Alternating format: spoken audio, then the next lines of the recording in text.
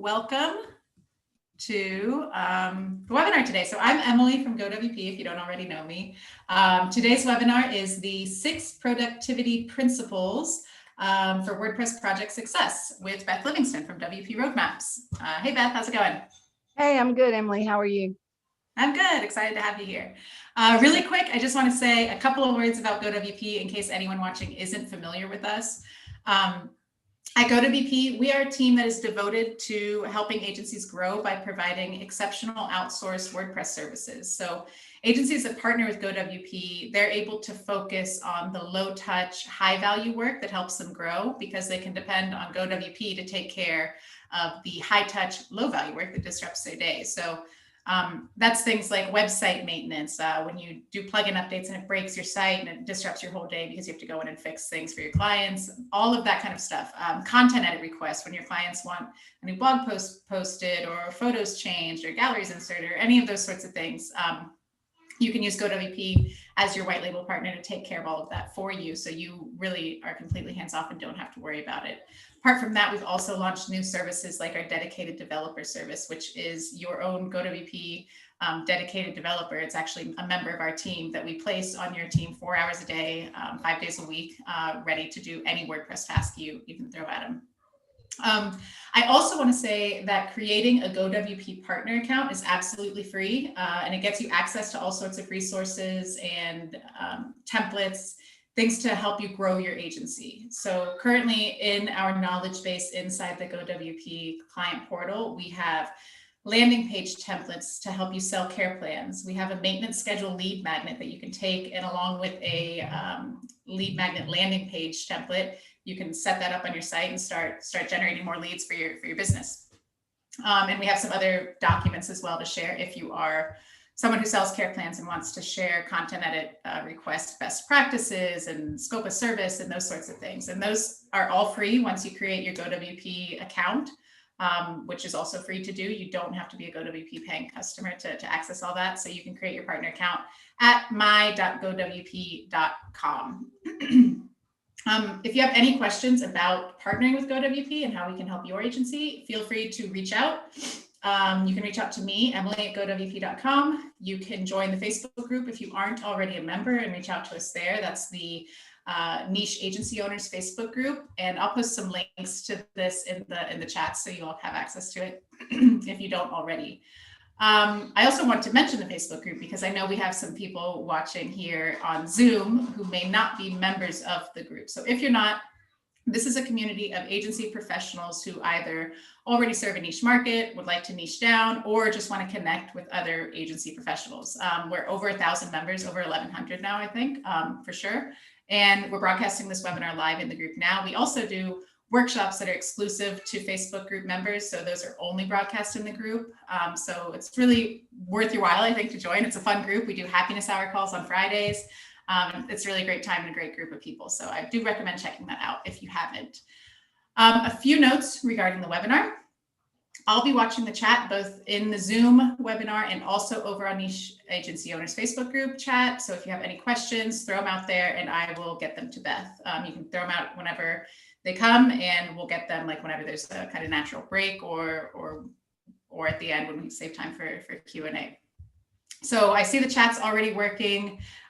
We've got Lavanya, hello, Mary, hi. So if you're in the Zoom chat, just remember to turn the chat on to panelists and attendees so everyone can see what you're saying. And that way we can all kind of talk together. And I do see over on Facebook, we've got Todd and Graham and Alex. So thank you. Alex said he stopped playing Pandora just to listen to some of his favorite peeps. Thanks, Alex. That's great. Okay, without much further ado, let's get to why we're here today, which is Beth. So Beth Livingston is the founder and director of the WP Project Managers Academy and WP Roadmaps. Beth is an IT business analyst, instructional designer, and project manager. She left the corporate world to become a full-time WordPress coach and designer. She formed the WP Project Managers Academy and now enjoys providing real-life project management skills training to all types of WordPress practitioners, designers, developers, consultants, project managers, agencies, you name it. Beth has knowledge and wisdom to go around. So Beth, welcome. Thank you. I'm very excited to be here. Yeah, we're happy to have you. appreciate y'all doing these webinars. It's so helpful to folks. Thank you. Yeah, I love doing them. It's one of my favorite things. So thanks. I appreciate that. So are we ready to start? I think we're ready to go. So everyone, if you have any questions, throw them in the chats and I'll mute myself and turn my video off so everyone can focus on the presentation. Okay, and so fair warning, I'm a little bit passionate about this stuff. So if I get to going too fast or get too excited, y'all let me know and tell me to slow down. Sounds good. Okay. All right, so I'm going to share my screen here. And Emily, you tell me, are we seeing the big screen? Yep, we see it. Looks good. Okay. Excellent. So welcome everyone to the 6 productivity principles for WordPress project success. And as Emily said, this is brought to you by the WP Project Managers Academy. So these 6 principles, y'all, literally changed my life. Now, I have to tell you that I started life as a first grade teacher, and then I went into corporate training. And there came a time I was working at Wachovia, which is a big bank here in the Southeast. They're now Wells Fargo. They got eaten up, but I was very unhappy in my job. So I went to my former manager who had moved to a different department and said, hey, do you have anything so I can get out of this department that I'm in? I don't like it, blah, blah, blah. He said, Beth, the only thing I have are project manager jobs. And I'm like, well, I will never do that. And so I've moved on. And as time went on, that's exactly where I ended up as a project manager. So let me tell you a little bit more about me. Emily covered most of it, but just some extra bullet points. I did spend more than 25 years as a corporate IT business analyst, technical writer, project manager, training specialist, all of those things. I have a master's degree in instructional design. I did teach first grade at one point. I am a WordPress agency owner. I'm director of the WP Projects Managers Academy, and I recently lost 60 pounds, and I'm really proud of that. So that's why I put that picture on that slide.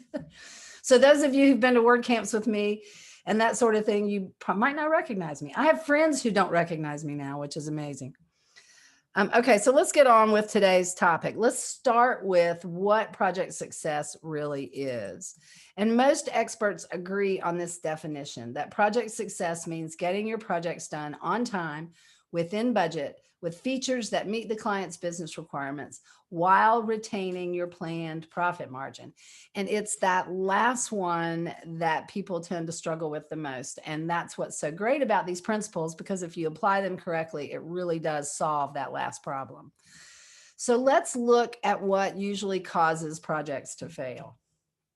Now, maybe this doesn't happen to you, but this is what happens on an awful lot of projects. And it's true with smaller, newer agencies and people who've been doing this for a very, very long time. A lot of people struggle with this until they learn the processes or how to manage these things. So the first one is too precise an estimate too early. Before you get all the nitty-gritty detail. Later on, you find out the client thought X was included, but you didn't include it in your estimate. And then you have to negotiate and have all these uncomfortable conversations.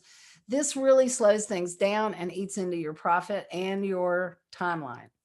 Then you've got scope creep. And for those who may not know what scope creep is, this is when a client requests that one little thing that's not going to take you very long to do. So you go ahead and throw it in anyway.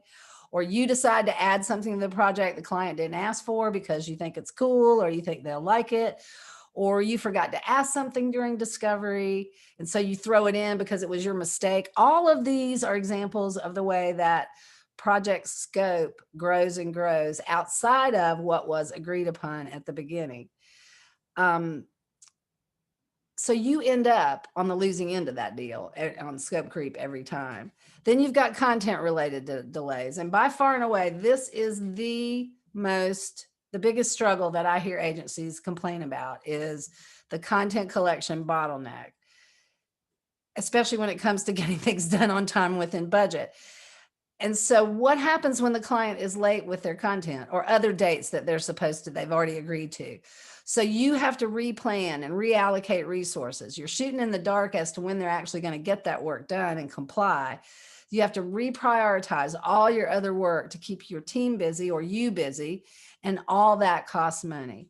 And then finally, unending review cycles. And you know how this goes. You know you nailed the deliverable. It has everything in it that the client asked for. And then during the approval process, the client wants to change something or add something at approval time. And it's not enough just to place an arbitrary number of review cycles because into the plan, because that can result in you missing requirements. You really need proven processes for how you're going to discover the requirements and also for acceptance or approval management. And we'll talk more about that later. The sad thing is all of these result in a loss of profit margin. The good news is if you apply these principles that I'm getting ready to tell you about and the processes and procedures that go along with them, every single one of these challenges can be overcome. So let's look at the 6 principles. Let's get into the meat of this. Okay. So what are the 6 principles exactly? They're really common sense methods for being productive when carrying out a task or a set of tasks. I am just going to stop my video because the video of myself, does that stop the slides when I say stop video? No, we've still got the slides, Beth, just no video. Okay. Yeah, I was getting distracted by my own image. Sorry. Okay. It happens. Well, it's the beauty of it all. It was what I was just it was distracting me too. I'll be honest about it. Okay, so really these 6 principles are really just common sense methods for being productive when carrying out a task or a set of tasks. And they're things you already know that you should be doing, but we often forget to apply them day to day. Now, as we go through this, you're probably going to think, well, duh, Beth. But if you really take a look, you might not be applying these as you should be in order to reap the maximum benefit. So these principles can be equally applied to any kind of project that you do, whether it's website development, a fundraiser at church, home improvement project. It really doesn't matter. You're still going to do these things. And sometimes you're probably doing them and you don't even realize you're doing them. Now, where did these principles come from? They came from corporate America, because really not everything that comes out of corporate America is evil, y'all. I promise. In the 1980s, John Keane, the founder and CEO of a consulting firm, it was based in Boston, had a study done as to why their projects were almost always ran over budget and over time. And from that study, he created the 6 principles of productivity management for software development.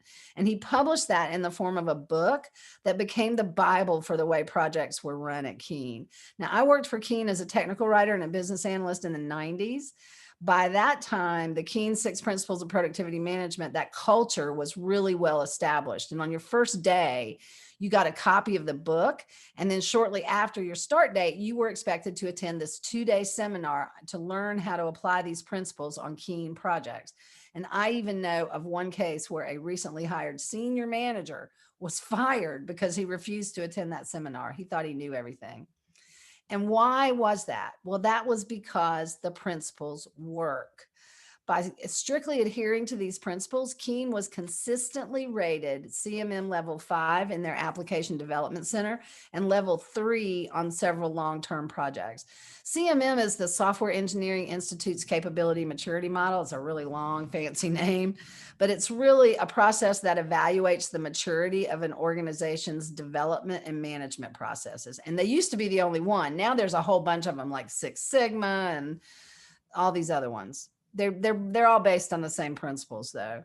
Now, I have to tell y'all, I'm going to tell you again, these principles changed my life. It changed the way I approach all the projects in my life, whether that's working for a large financial institution, in my own consulting business, or when tiling my kitchen floor at home, or even going to the grocery store. But I want to be clear about one thing. This is not project management. Project management involves managing the mechanics of a project. These productivity management principles are ways to implement the processes to increase productivity within your project management lifecycle. They're interrelated, they're intertwined, but they're not the same thing. So I just wanted to make that clarification. Now, it's also important to note that the premise on which these principles are based is that a plan is nothing more than a plan. It's a plan to complete a set of tasks not a finite roadmap with a single best route from point A to point B decided at the beginning. So it's more like a GPS and less like a roadmap. It's more because you have to keep recalculating. And this is something we get in a mindset that we've done this proposal, we've done this estimate, and all that's carved in granite. And it never, ever should be. You need to establish that idea with customers from the outset and remind them often during the project. We tend to get caught up in pretending like we have all the answers on the front end. And it's really best to acknowledge that you don't, and then manage that expectation. Pardon me. What you really should do is head out on your journey with a well thought out and well-defined plan, understanding that discoveries made along the way may change the route you take as well as the final destination. And this leads to my favorite quote that is attributed to Abe Lincoln, and that is, give me 6 hours to chop down a tree and I'll spend the first 4 sharpening the axe. And that's because the approach I teach and the approach that I learned when I worked for Keane is it's heavily focused on planning before development. I mean, really, y'all, admit it. The actual building of a WordPress website doesn't take much time. If you have all the pieces and parts already, you can build a simple website in just a few hours, or a more complicated one in just a few days. But if the client's unsure about what they want, if you have to research plugins, or the client changes their mind on features and layout after they've been built, it's a huge time suck and usually a whole bunch of scope creep. Most of your time should be spent on the front end, making sure that you have the site defined and the content ready, so you end up looking like a rock star when you get the actual building of the site done, because you get it done in really short order and it's exactly what the client wanted. Okay, so here finally are Keane's original principles and how I've modified them for WordPress projects. But this is really for any web development project, seriously. So Keane said, define the job in detail. Our principle says, define the job in detail with a content first approach. Keane said, get the right people involved. We're getting the right resources involved. Keane said to estimate the time and cost. We're going to estimate the time and cost often. And break the job down. There's really no way to improve on that. You need to break the job down. Establish a change procedure. Ours is establish and stick to a change procedure. And Keane said, agree on acceptance criteria. And we say, agree on interim and final acceptance criteria. Okay, so now let's break these down a little so you can see the advantages, some best practices, and the processes that drive the application of these principles and how they work together to keep your projects on track.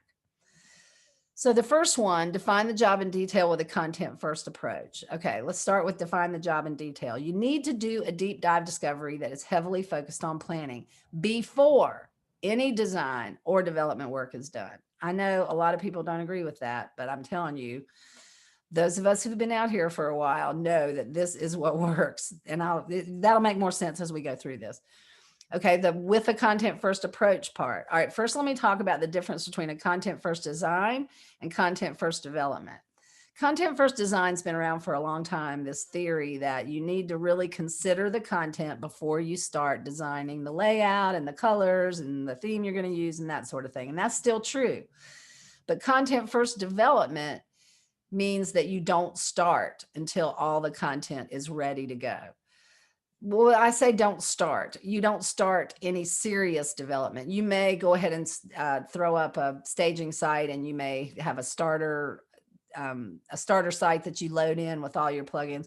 That's not what I mean. What I'm talking about is no design and real development takes place until that content is ready. So what you have to do first is you have to first figure out what is the content that's going to be required. What's the message it's supposed to convey, so that you can determine exactly what work must be done and also what the tangible results are that need to be delivered. So in a nutshell, during this deep dive is where you're going to explicitly evaluate and set proper customer expectations. And you just can't do that in an hour and a half pre-proposal meeting. So we use a 2-step proposal process that goes through phase 1 of the project. But I'm going to tell you more detail about that in just a minute. But the rule here is really that you never, ever begin development outside of setting up a staging site, like I said, until and that means all the content is ready. And the advantages to this are that you get paid for discovery. Too many newbies put way too much work and way too much detail about the solution in the proposal before the proposal is even accepted. It speeds development. As I said before, if you have everything on the shelf and all you have to do is put it together, development time can be seriously reduced, sometimes up to 50%. It prevents scope creep. The more time you take and the better you define the requirements, the less chance there is for requested changes because you've got more of it right on the front end. And then it also prevents those content related delays because you're focusing on content first, and you will have a process in place to cover all the gotchas, and you've structured your entire plan around this event of collecting the content. And so by doing so, you're going to prevent those typical delays that happen with content and the bottleneck. So some of the best practices around this principle are that you need to focus on business requirements. I never, ever ask a client at the beginning of the project what website, or even in the pre-proposal meeting, what websites do you like and what websites do you not like? Because I don't care. I want to know, what do you want this website to do for your business? And I always quote Jason Resnick when I say this, because I've got it from him and I don't want anybody to murder the messenger. But the website is not art. Yes, we want it to look beautiful. Yes, we want it to be pleasing to the eye and all of those things, but it is not art. It is a marketing tool, and it needs to be treated that way from the beginning. You never want to give too precise an estimate too early. This is another newbie mistake. Now, I'm going to get up on my soapbox here for a second and talk about that. Actually, I think I'm going to wait. I think I have another slide. Well, no, let me go ahead and say this. Stop giving quotes. Quotes are what the fence builder can give you when he comes to your house. He measures your yard. He knows exactly how much his materials are going to cost. He knows exactly how much it takes him per linear foot of fence to build. So he can give you a quote that's going to be pretty accurate. In our case, nothing is ever known. Nothing is ever finite. So you can't give a quote. You have to give estimates, because as estimate implies, it's always fluid and things change over the course of a web development project. And I'm telling you guys, you're going to be way happier if you just accept change, embrace it, and then learn to manage it. And the same thing is true with estimates. You also always want to estimate content. This is something a lot of people don't do. But if you're not estimating the rough order of magnitude of the content and then estimating the time that it's going to take based on the resource that's going to be completing the work. All right, hold on a second. I got a dog that's getting ready to bark at a neighbor. 1 second. All right, quiet, Rudy, quiet. I apologize for that. He's usually very quiet. Okay. He's not going full force. Excellent. So as I was saying, if you're not estimating that rough order of magnitude for the content and then estimating the time based on the actual resource who's going to be completing that work, then your estimate is going to be off, period. And very few people do this. So you want to position the project plan for content first. Make sure that everything centers around the milestone of completing the content, so that even if, despite your efforts, the project stalls or the client disappears, you've gotten paid for the work that you've done. And the same is true for structuring the payment schedule. Look, y'all, the 50% up front, 50% at the end, or any other arbitrary percentage distribution of when you're going to get paid still leaves the risk that you may not get paid for everything you do. That deposit needs to cover everything through a certain point in the future. And then the next payment is the same thing. You should never, ever begin design or development until the content related activities are complete. So in order to apply this principle properly, there are certain processes you need to have in place, and they are the two-step proposal process. Now, it doesn't have to be a two-step proposal process. I'm going to describe the process that we use. You could, a lot of people will position the deep dive discovery as a separate project and get paid for that completely separately. In our two-step proposal process, what we do in the proposal is we do a range. Here, it could cost as little as this. It could cost as much as this. We don't know until we do the deep dive. Then phase one of the project, if they accept that proposal, That's only the first step of the proposal, because phase one is the deep dive discovery. And at the end of the deep dive discovery, we have a full website spec. And that full website spec includes a more precise estimate based on everything we learned during that deep dive. If there were changes, if there were so many changes that it caused the more precise estimate to go above the range that you gave in the proposal, then I always give the client the option to cancel. They hardly ever do, because they've been shoulder to shoulder with you as you've gone through this process of breaking down the website spec and getting all the detail. And they know what new things came up because you told them this is something new and you wrapped it into your initial proposal. But for some reason, there were so many changes that it went over. Now, if they do decide to cancel because that initial deposit that I got when they accepted the proposal covered all of phase one, at the end of phase one, if they do decide to cancel, I just hand over that statement of work, which is what we call our website spec, and say bye-bye, and they can go try to find somebody to get it done cheaper. But the beauty part of that is that I've already been paid for it. So it's no skin off my nose whatsoever. You need a repeatable estimating process. Doing it the same way every time with a formula is the only way to improve that process. You need a content first approach for both development and design purposes. So we discussed that. Your requirements definition process. How are you going to conduct that deep dive? What is required of the client during that process? All of that needs to be spelled out.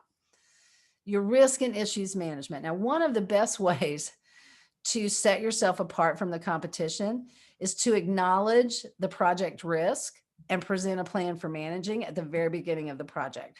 For example, you already know that the content bottleneck is a risk to every project. So if you list that in your proposal and you say, here are the risks that we see to getting this project done on time and within budget, and here are the processes we have in place to control that, that goes a long way towards setting yourself apart from the competition and getting your client to view you as a colleague and as a professional, because that's what the professionals do. Okay, now we're on to the next principle, and that is to get the right resources involved. Keane said people, but I change it to resources because there's so many more resources involved than just people.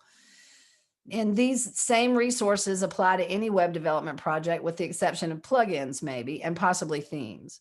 But if you can't get the right people involved, which is sometimes the case, then you may need to get people involved rightly. And that often means outsourcing.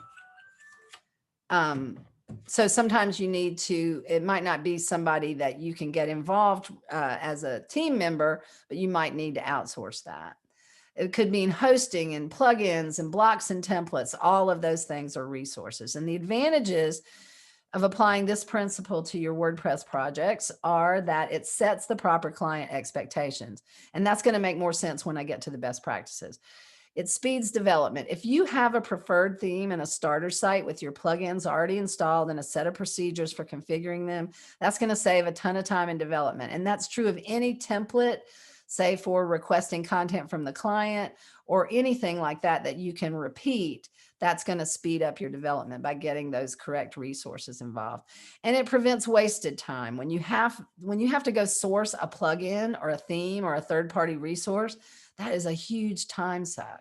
But you need to have as many things as possible of these resources already in your pocket for when they're needed. And one example of that would be a copywriter. We're always trying to convince clients not to do their own content. And if you don't provide that service, then you probably need to have a relationship with a copywriter that you trust, that you can bring onto your team when you need that service. Now, the best practices associated with getting the right resources involved are to define all the roles and responsibilities. Now, that may seem kind of weird, but this is for setting the proper client expectations about what is involved in building a site. If you list all the roles and then put your name by each one, the client gets a real sense of what's going on here, you know, because not only are you doing development, but you're doing design, and maybe you're doing the SEO, and maybe you're doing the website security, and There's just a big list that I provide to my students inside the academy that lists all these roles and responsibilities, but it also lists the roles and responsibilities of the client. So that helps them understand what their role is on the project. So that is an extremely helpful best practice for dealing with getting the right resources involved. You need to make the client part of the team. Look, most clients think they're going to have a meeting with you, or maybe a couple of meetings. They're going to tell you what they want for the website. They're going to hand it off to you, and then you're going to bring them back a website. That's not the way that the real life works. And they need to understand that they need to be involved throughout the project. And you need to try to get out of that worker bee mode, like they're the boss and you're the worker bee, because really you are colleagues working on a team together to address their business problem. You need to educate them on their role and when they're going to be needed to be directly involved. And then identify management resources. Anybody who's ever dealt with a business that's a partnership, where both partners think that they are the boss in deciding how this website's going to turn out, know what a headache that can be. So it's really important to identify who's going to be making the decisions on the client side for all of the things like approvals and escalating issues and that sort of thing. And then I mentioned the starter site and the plugin stack. Find things that work for you and then stick with it. I'm going to say, like everybody does, resist the new shiny tool allure. It's usually not an improvement, and it's a giant time suck. So because the best tool, the best plugins, the best things that you have are the ones that you're going to use. So the processes that you need to have in place to support this principle are your proposal process, a client management plan. So your proposal process is establish what resources are going to be used on the project. So that's why you need that proposal process defined. Client management is how are you going to incent the client to comply with the schedule? How are you going to penalize them if they don't? Your technical approach. What are the technical resources that you use on your projects? Now, I should stop here and say that not all of these processes are things that you necessarily advertise to the client. In most cases, there's a piece of each of these processes that are placed into your proposal documents and your legal documents to make sure that you're covered and that the client understands how you work and that they agree to those things. The technical approach, not quite so much, but there are some things that you have to put in your proposal documents for the client regarding technical stuff. For one example might be device and browser capability or compatibility, sorry. Do you guarantee this is going to be compatible on Internet Explorer 5 or something? There's license and updates and hosting, all of those things need to be decided and written down, and your technical approach. And then the communication plan. So what are the channels and the boundaries for communication? What is your availability and that sort of thing regarding communicating with the client? Okay, on to the next principle, which is estimate the time and cost often. So you need to estimate the time and cost at the beginning of the project, clearly, usually at the end of each phase for the next phase. Anytime there's a change of scope or management or tools or procedures. If you have status reporting periods like weekly or monthly, then at the end of each reporting period and anytime there's concern to warrant it. Now, most people think that you only estimate at the beginning, but in order to measure and improve, and in order to make sure that you aren't off track on your cost or your time, you really need to re-estimate throughout the project. Now, if it's just a shorter project, it may not be necessary. And these are just examples of milestones where you might want to re-estimate. It's not necessary for you to do it at every single one. You'll figure out over time where you need to do that. Tracking actual time and cost against the estimate at regular intervals is critical in case you need to raise the red flag. So let's say that task X that you thought was going to take 2 hours actually ended up taking 5 hours. Now, maybe you can eat that and absorb it into the project, or maybe you need to push the project date out. And if you do, then you would invoke the change control procedure, which we'll talk about in just a few minutes. So the advantages to estimating the time and cost often are that you just get better at estimating, and that is always a good thing. It increases your accuracy of your estimates, and it reduces surprises down the road. And those things are true. Those advantages are true if you employ the following best practices. And that is, as I said before, to stop giving quotes, give estimates. Don't attempt to estimate what you do not know. You need to abandon the crystal ball approach to estimating, where you just guess how long it's going to take or how much it's going to cost. Using the two-step proposal process or something similar, you need to do that so that you've got a detailed estimate before undertaking the effort. And the only way to get a detailed estimate is to do this deep dive.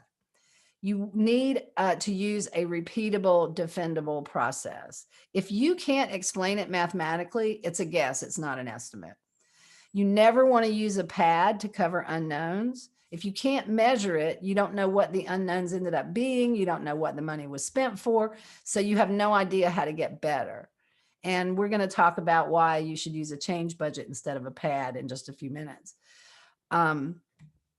You always want to estimate content. You have to do this if you're going to have a precise estimate on the time related to these activities.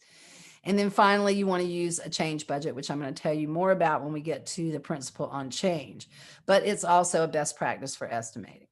And then the processes that support these best practices are your estimating process, your proposal process, your change control process, because that's where the change budget is, and acceptance management. And we're going to talk more about those last two in these last two, and in the last two of the principles. But right now we're going to talk about breaking the job down.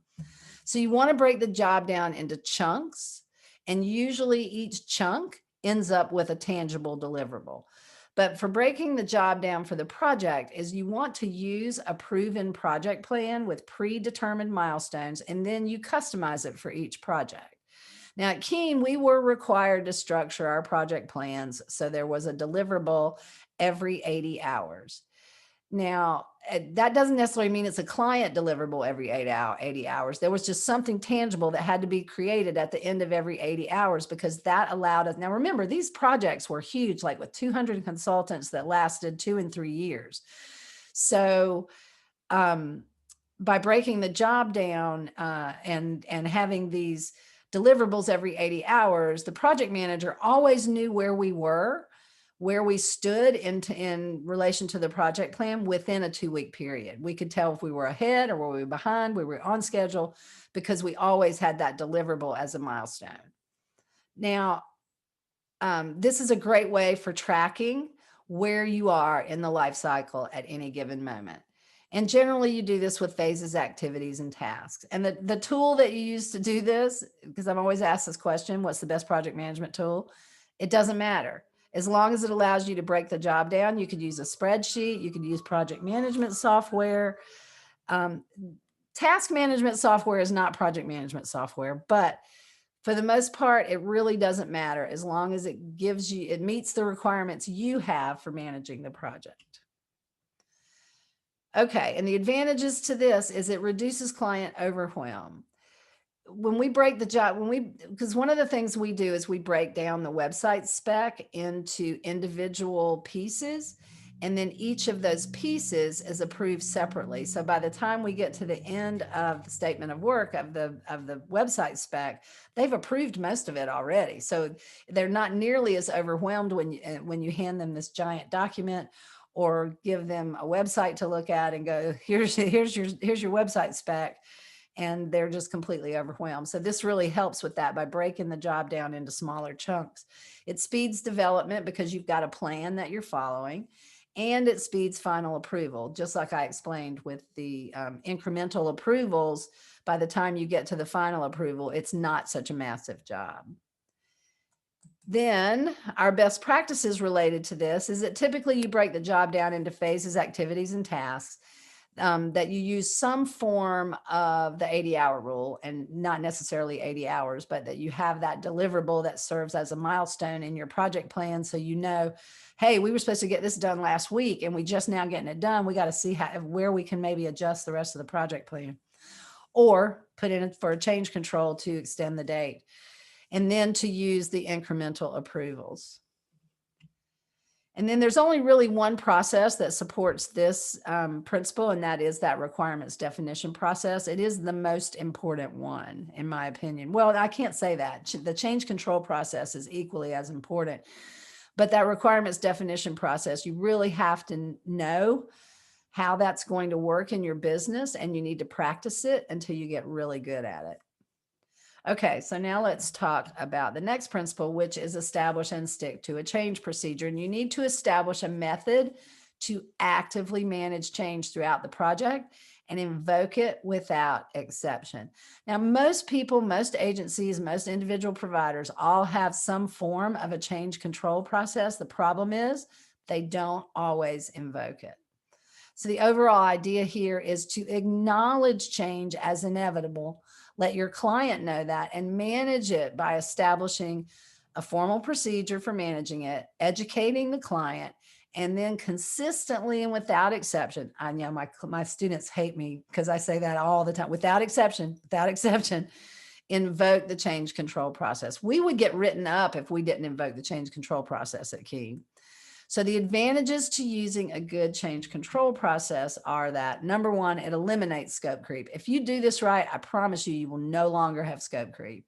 You end up getting paid for all you do instead of throwing things in or not getting paid for that discovery.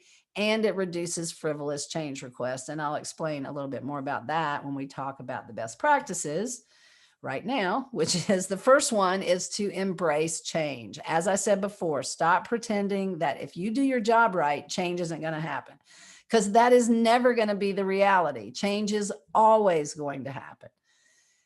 You need to educate the client, be brutally honest with how scope creep happens, why it's bad for everybody, and what you have in place to manage it. You want to position change as opportunity. You know, sometimes when the client comes up with an idea, especially towards the end of a project, it's often a good idea to say, you know, that's a really good idea and something I really think you should do, but we need to meet our dates for this project. So let's go ahead and finish this, but let's put that on a phase 2 list. Then you've got a second project that you can do for this client. Or you could then also implement or invoke the change control process for that change, which you're going to get paid for. So it's opportunity. You're still making sure that you get paid for everything that you do. You might want to use the minimum viable website approach. Now, I kind of stole this idea from the minimum viable product that a lot of startups and entrepreneurs use when they're starting a new business, where they will go ahead and create the minimum viable product, and then they will get client feedback in order to improve it. Well, the same is true here of a website. This is especially helpful if the client is in a big hurry to get the website up or updated, but you already know there's no way they can get all the content done in time. So use the content they already have, use the content they can pull together, and then create that minimum website with a plan to add the rest of it later. And then you always want to use a change budget. Okay, I'm going to explain how the change budget works.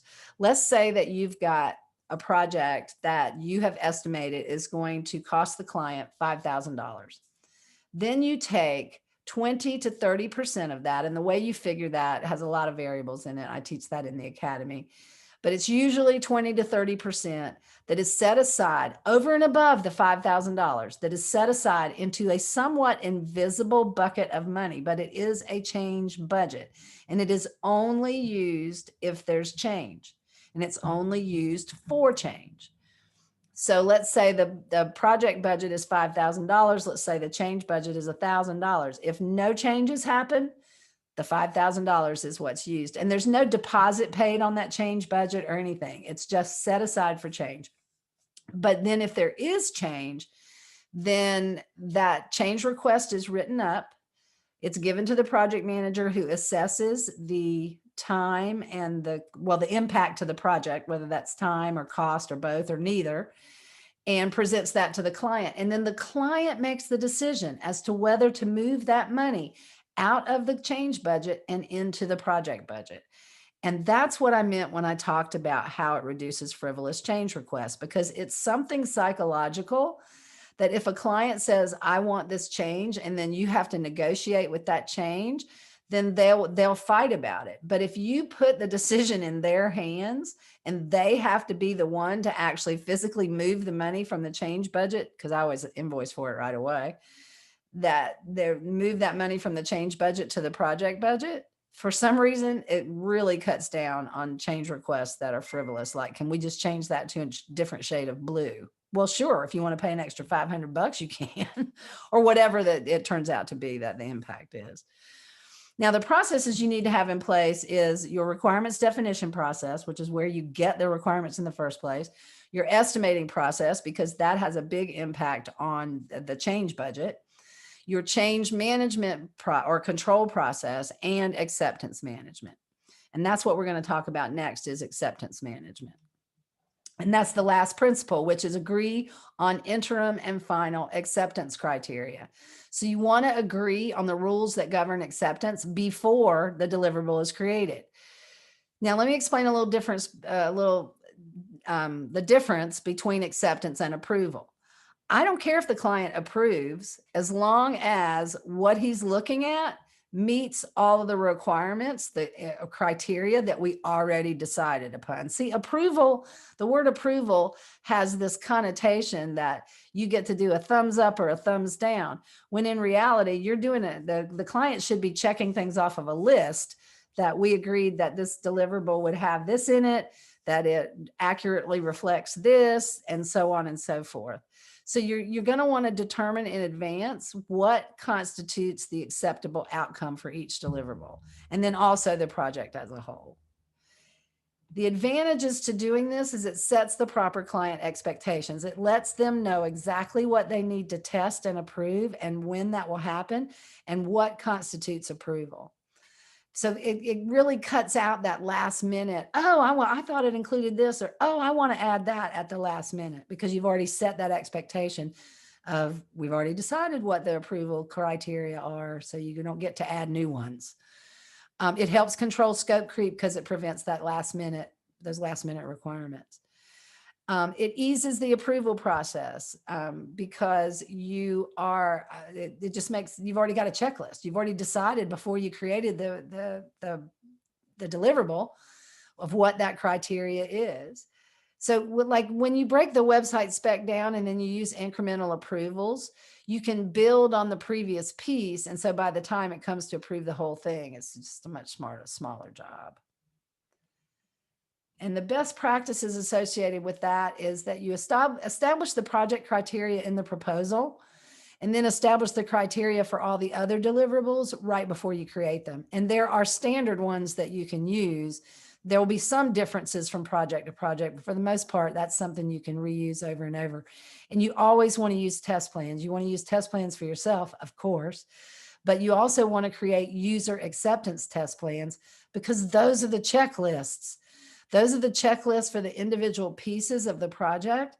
But then when it comes time for the final project approval, most of what you're saying is the website met or exceeded the test plans. That it passed all the tests. So if it passed all the tests, that's the only real criteria for the project to be accepted. There might be some other things like you had to conduct some training or whatever, but for the most part, it's the test plans were tested and they passed. And that it's really important that acceptance always be provided in writing, no verbal acceptance. That will always get you into trouble. Well, I said, no, I remembered that you said, no, I said, if everything's in writing, you don't have to worry about that. Now, the processes related to this are pretty much the same as the last ones, with one extra one, and that is your requirements definition process, your change management or control process, your acceptance management process, and your testing approach. So that's a breakdown of the 6 principles. Now, let me review real quick what they are in just a single list again. So it's define the job in detail with a content first approach, get the right resources involved, estimate the time and cost often, break the job down, establish and stick to a change procedure, and agree on interim and final acceptance criteria. And these principles can be applied or can be implemented. They can be applied by implementing some best practices, which require certain processes. And most of the essential processes are right here. There's 10 of them. That's your two-step proposal process: estimating, content first, requirements definition, risk and issues management, client management, technical approach, change control, acceptance management, and your communication plan. But now, if I had to choose one single most important principle, it would definitely be define the job in detail with a content first approach, because much of what's involved in the other principles are actually a part of defining the job in detail. So if you want to learn more about how to apply these principles into your project management lifecycle and how to craft and implement the related processes like change control with a change budget or a content collection process where much of the headachy parts are automated, then I invite you to join the WP Project Managers Academy. Now, you can join for free, or you can take advantage of the coupon code I'm going to give you in a second on the premium program, and that's good till the 25th of January. But the free program gives you the basics that you need to understand about the methodology that we teach, like why we do things the way that we do and why they are the way they are, as well as a ton of downloads and cheat sheets and everything you need to get started putting these processes into place. You get immediate access to the WordPress Project Management 101 roadmap, and just consider that more like the DIY version. The premium program, on the other hand, takes things to the next level and gives you a ton more done for you downloads and project documents and tools, so you can get on the fast track to consistently getting your projects completed on time, within budget, with the right features. You get the Project Management 101 roadmap, but you also get the complete project management roadmap for WordPress. And inside there, we have individual project execution roadmaps for carrying out the project plan, problem-solving roadmaps, like everything you need to know about controlling scope creep from the beginning of the project to the end.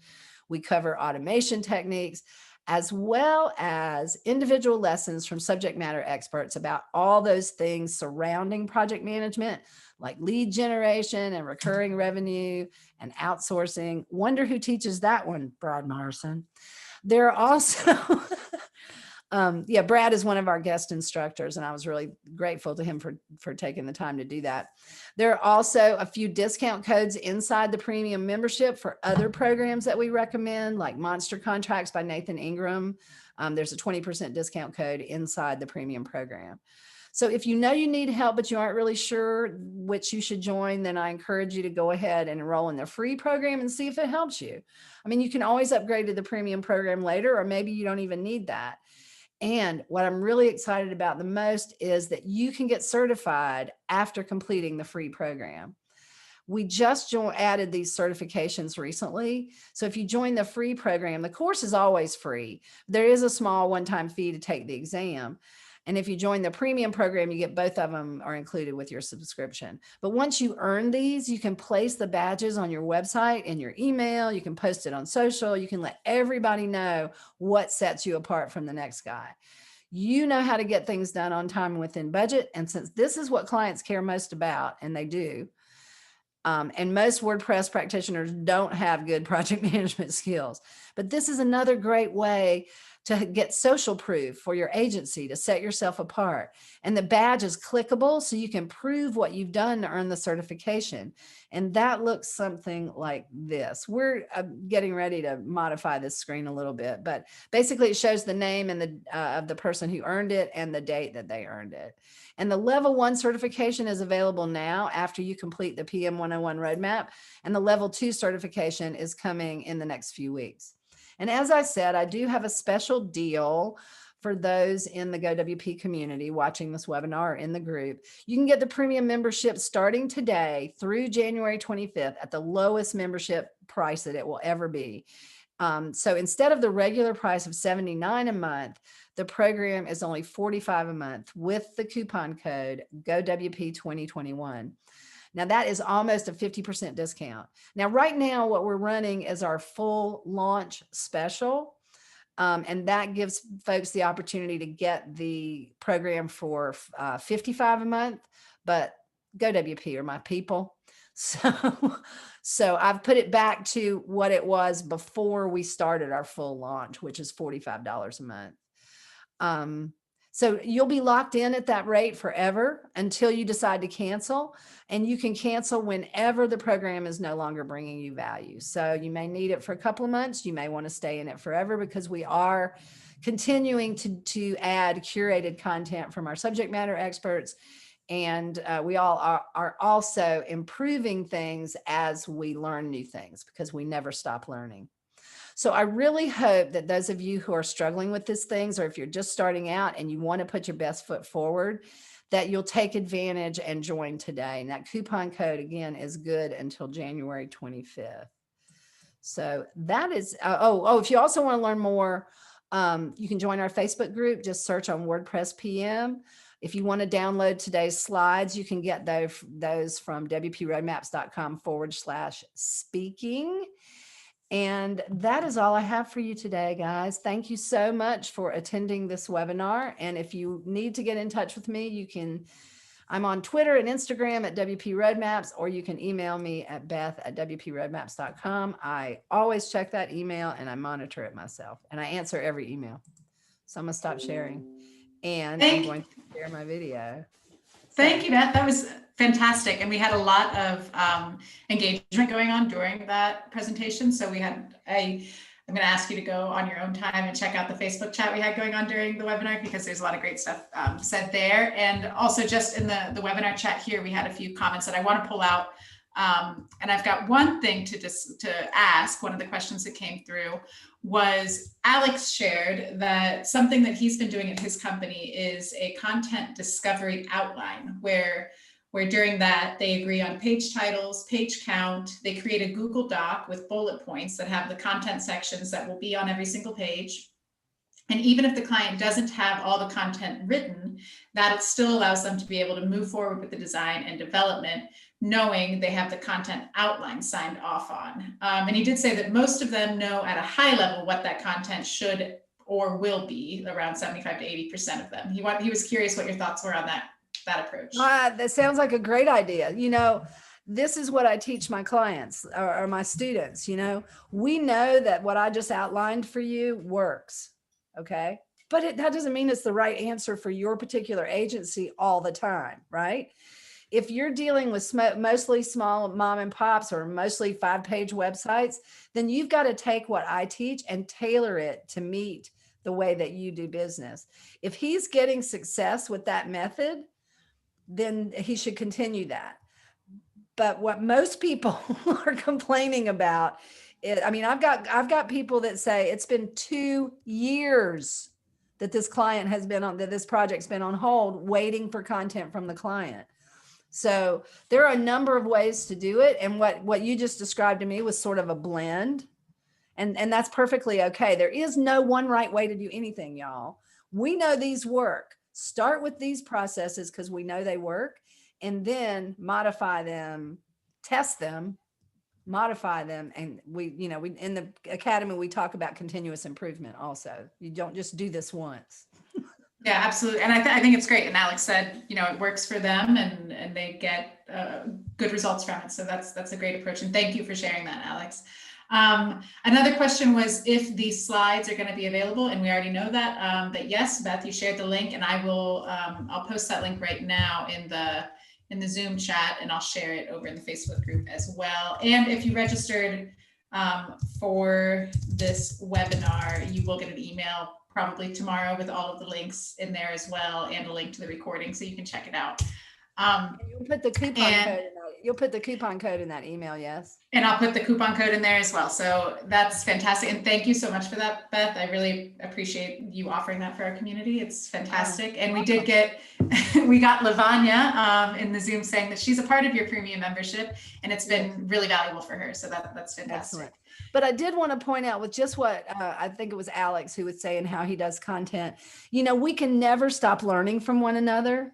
And, I have now, I'm in the process of changing. I've been changing it in real life for a while, but I'm changing it in the academy to separate the proposal into 2 separate documents. fashioned after Monster Contracts by Nathan Ingram, because I learned a lot from him by watching him teach and hearing what he had to say. He watched my stuff on the change budget, and he has now added that to his process. Now, these are two people who have been doing this business for 25 plus years.